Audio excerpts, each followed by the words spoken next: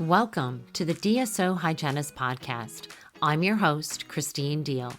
With over 30 years of experience in dentistry, including roles as hygienist, instructor, and dental team transition specialist.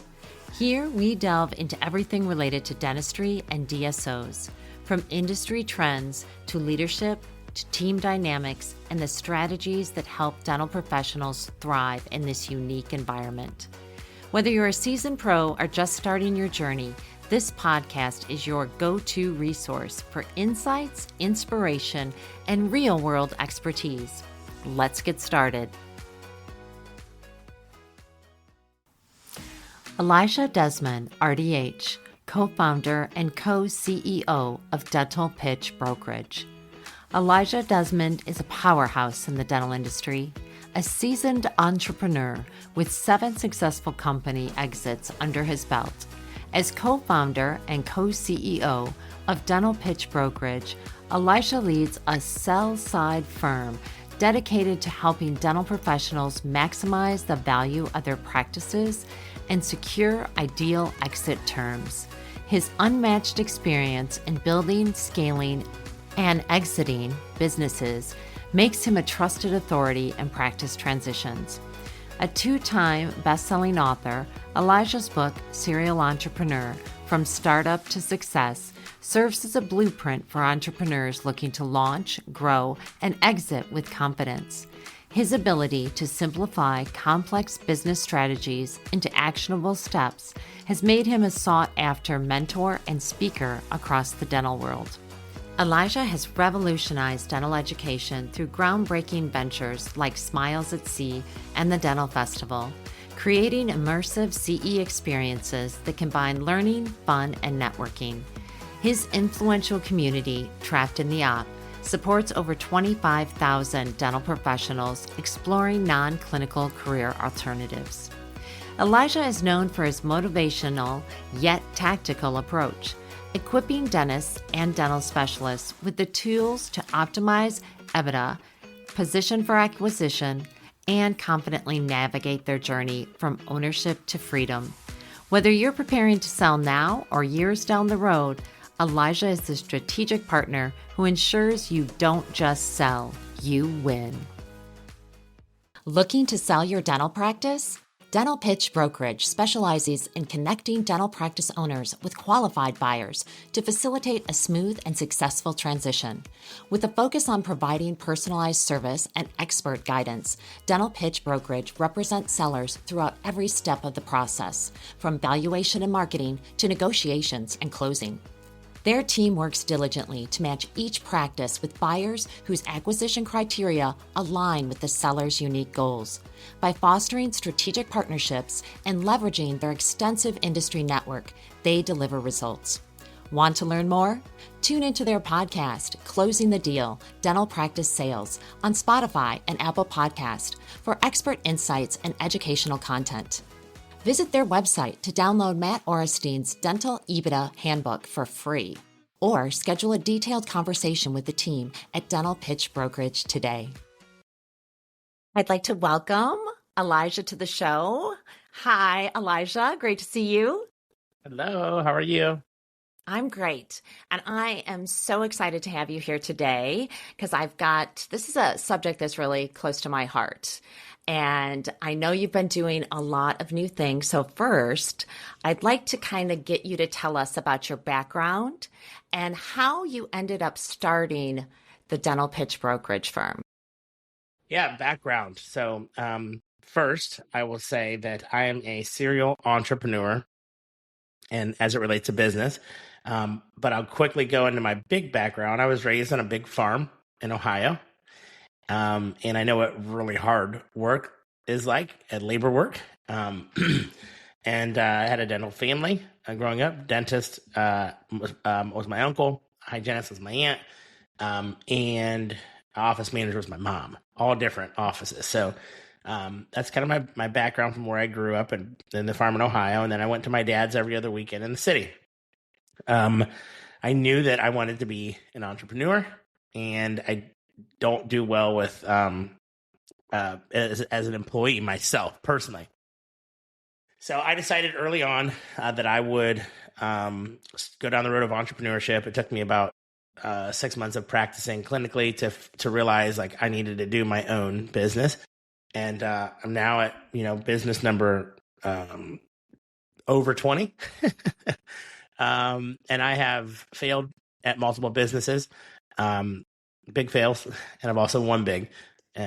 Exited about 7 times, sold my business 7 times, transitioned in my business 7 times, and I now have a couple of businesses left. The biggest business being Dental Pitch Brokerage, and Dental Pitch Brokerage was created for multiple reasons, but I'll just go ahead and say the big background is I love bringing ideas outside of dentistry that work, that are fun. I bring them in to the dental space, and I call them remixing ideas. So I remix something. And I've built my entire career on elevating other people, mentoring other people, coaching other people, bringing other people up, and specifically through social media. Prior, outside of the one-on-one, my Facebook groups have between 15,000 and 25,000 members for most of them, and then I have some niche ones with 500 to 1,000. And so I've just found a way to reach a lot of people and impact a lot of lives. And then I also have this amazing opportunity as a DJ. I call myself a celebrity DJ in dentistry. Celebrity just means well-known. I'm not a celebrity DJ in the real world. I've been in 9 different countries and about 25 cities in the past 3 years as a battle DJ, doing dental conferences. I've been on tour buses, taking private jets to events to perform. Just done amazing, fun things with a bunch of really kind people. And I basically have shattered the walls down of what's possible in our industry.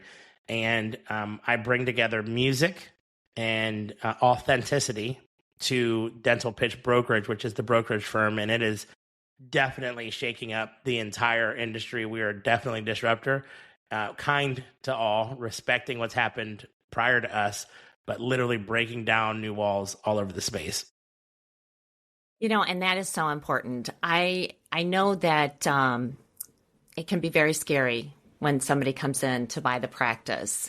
So why do you think that dental teams should be prepared for a sale of the practice?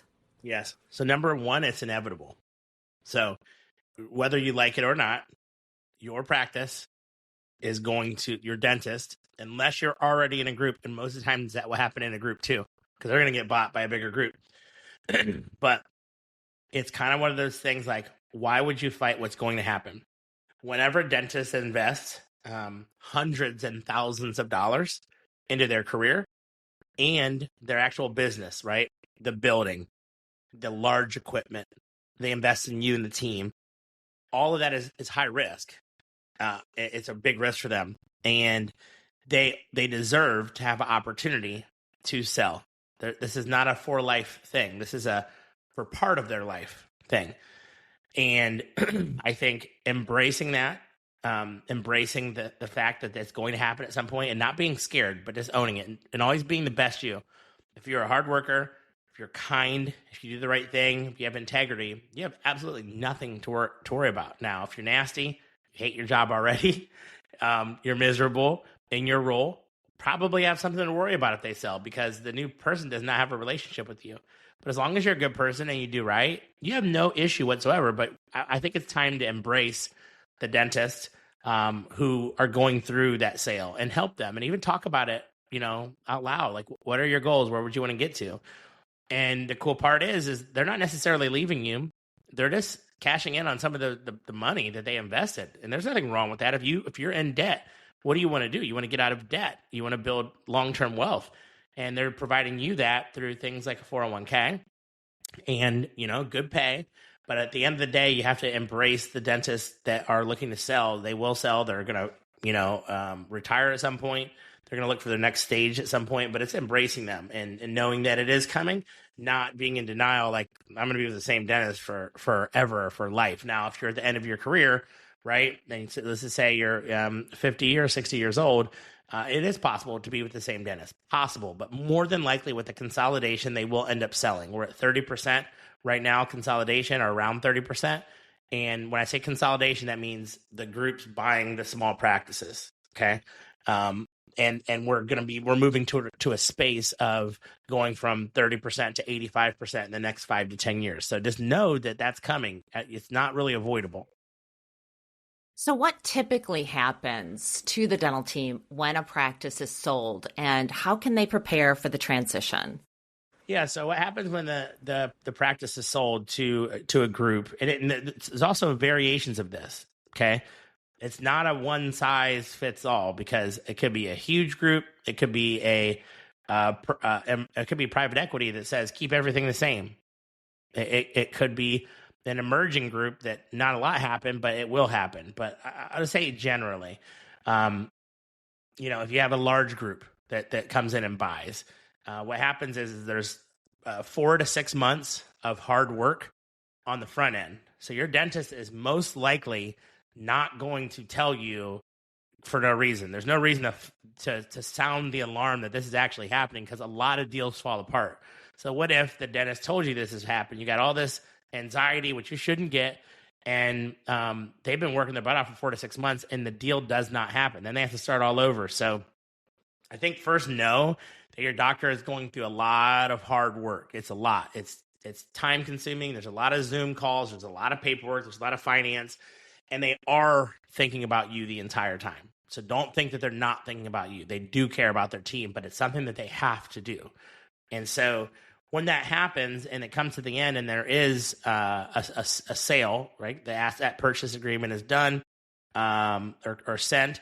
Around that time, before it's signed, or it could be right after it's signed, there will be integrations team that comes in and basically says, come in my office. Let's talk about what happened. Let's talk about the new ways, or that might not happen because there is nobody coming in. They don't even have a platform yet. Nobody may come in at all. There may be no changes. It's definitely possible. The doctor is no longer the owner. You could all of a sudden get a flux of new patients because the marketing is different, right?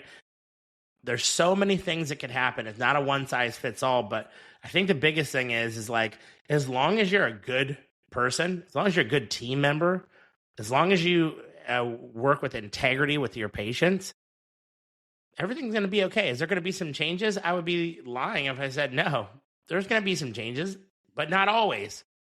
But the changes are for the good. Understand that people aren't going to make you do something that's unethical. And if they do, then that job is just not for you, and it's okay. But majority are going to stay within integrity and ethics. They have way too much to lose by pushing things that are not necessary.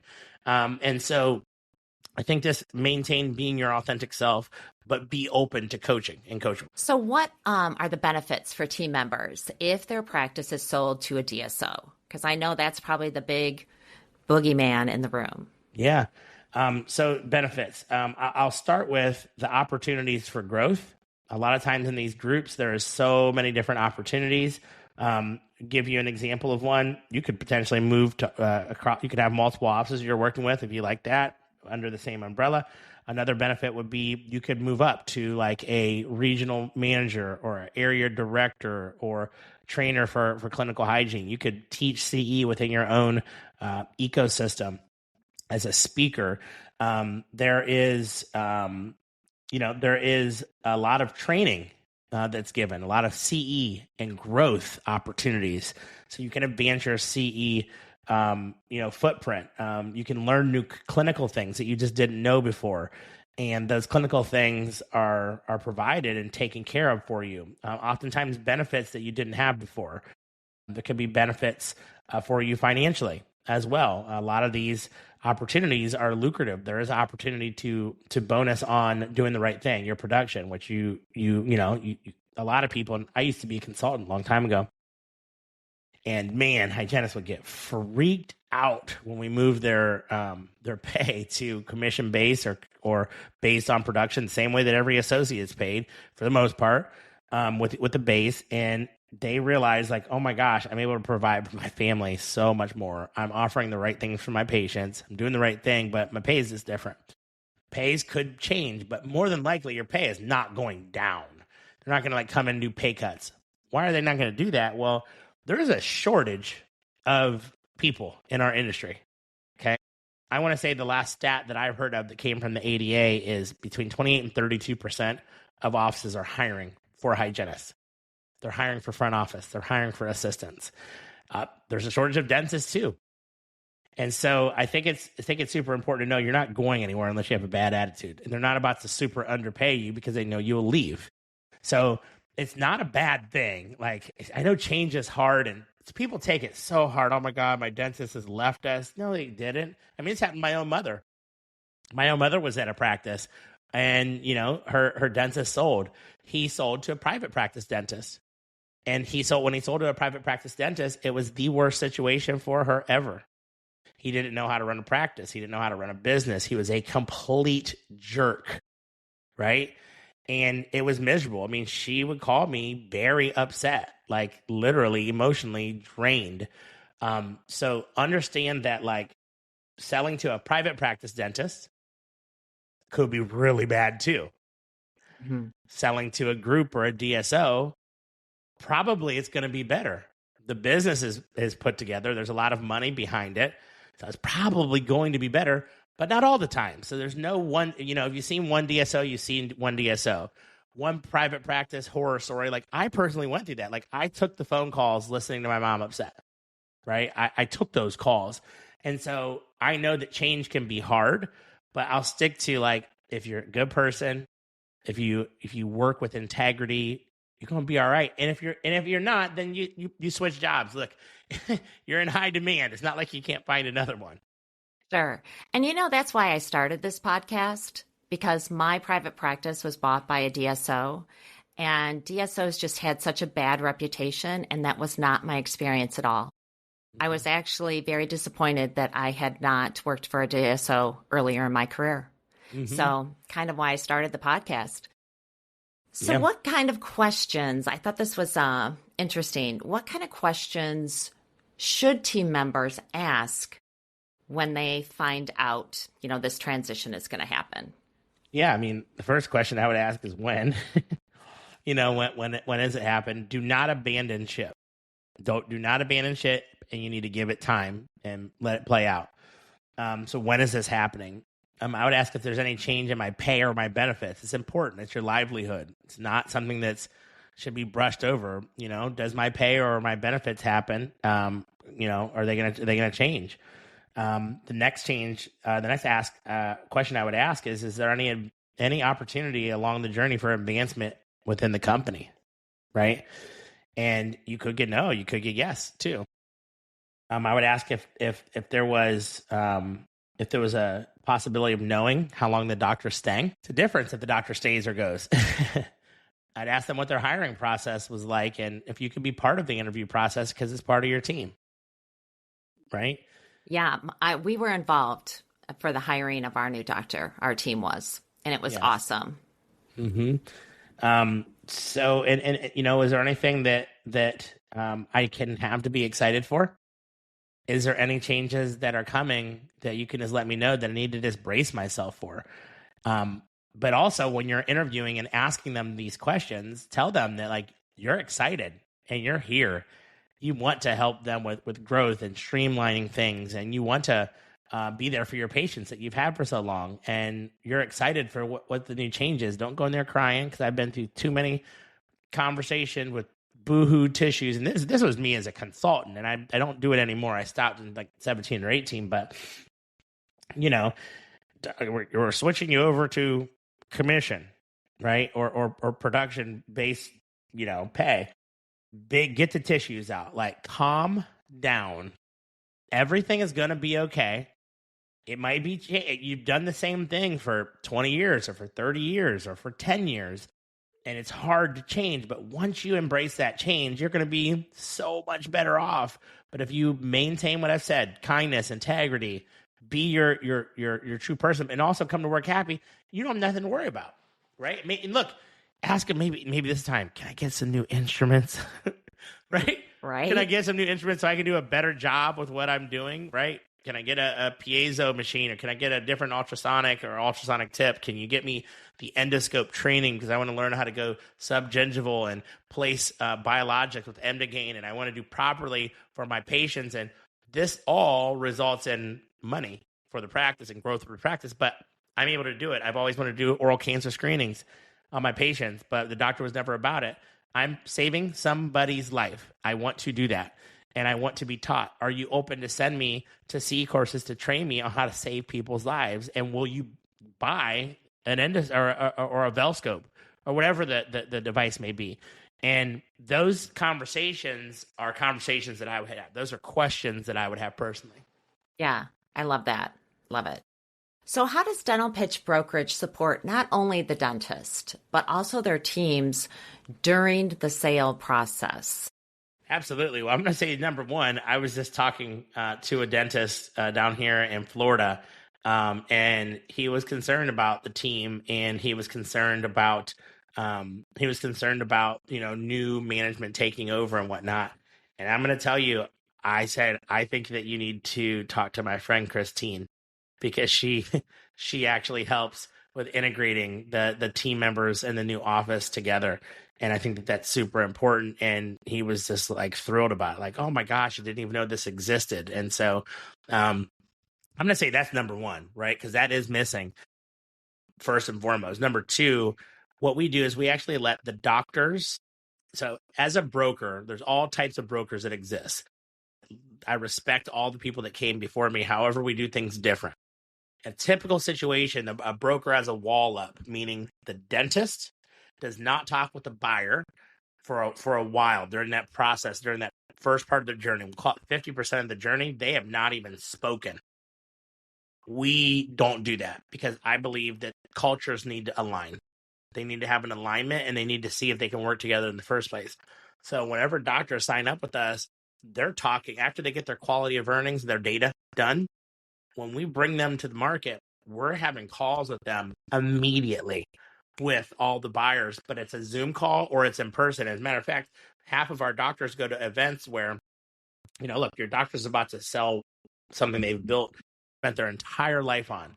And so they walk into a room, your doctor does, that's looking to sell, and it's a private room. There's 10 buyers, and we ask them, what's like the best song you would ever have to walk on as a walk-on song as you're going to get on the stage and tell the world what you've built for the past, 20, 30, 40 years, maybe 10. And they have a walk-on song. They're coming in. They're happy. All the buyers are clapping for them. Like we have 55 buyers in our network, a little more, but we have 10 there. They all have non-disclosure agreements, so everything is tied up. And they're clapping. They get to the stage, and then myself or my business partner interview them and ask them questions about their practice. One of the first questions we ask them is, how's the culture? How long has your team been with you? Tell us about your team. Then we'll ask the question like, well, what made you want to sell your practice? And by the way, I'll say this again, selling your practice does not mean necessarily that the doctor's leaving. Most group practices want the dentist to stay on for 5 years or more, 3 to 5 years, 3 years being the minimum. So we have to ask that question. We ask them several other questions, and then they get off the stage. Then the buyers, they write on a sheet of paper. We have sign-up sheets. We have times available at 12, 12:30, 1, 1:32, 2:33, 3:34, 4:35, 10 slots. They sign up if they want to meet them one-on-one. They meet them one-on-one, and they're seeing if it's a cultural fit. Does the doctor have this attitude, and talk himself right out of that sale? Does the buyer have this philosophy that doesn't align? So finding the two, matching the two is very, very important. Team is brought up throughout that entire process. Unfortunately, we don't have anybody that goes in and eases the team into the change and helps them with the change. That's where you would come in, Christine. Yeah, I am very excited about my new adventure. I haven't really told too many people about it, so I guess I'll kind of announce it. edit, or just announce Right it now. like this. Yeah, right? So I love that. I love that you guys are getting people aligned together. I think that's so important. And I know my doctor did that. I know he went through a process where he got a group that aligned with his and our culture, which I'm very thankful for because it was a great fit. And I've been through a great transition. So I know what it's like and that it can be done successfully. But Wow. I can't tell you how many horror stories I have heard about this. Yes, absolutely. Is it okay to disclose what group that you're working with that you're so happy with? Yeah, sure. I worked with Decision One Dental.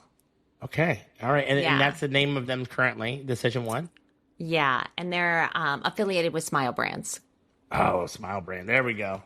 Awesome. And is Decision One still acquiring practices? I'm not sure, to be honest with you. Okay. I kind of took a leave because I'm teaching this semester. Okay. Well, I got to have you on my podcast, Closing the Deal, and have you as a guest to talk about how the transition happened as a team member. Yeah, it was really great. But they had a team, and I think that unfortunately a lot of the smaller DSOs don't have that kind of infrastructure that they need, Makes sense. to bring the team along. And that's where I come in, like you said. There you go. And that's where you come in. So if our listeners want to get a hold of you because you're just a wealth of information, how would they go about that? Yes. Well, first off, I'm extremely active on most social media platforms. So Facebook, LinkedIn, Instagram, primarily. And it's me. So nobody's posting content for me. That's me. Nobody's responding to messages. That's me.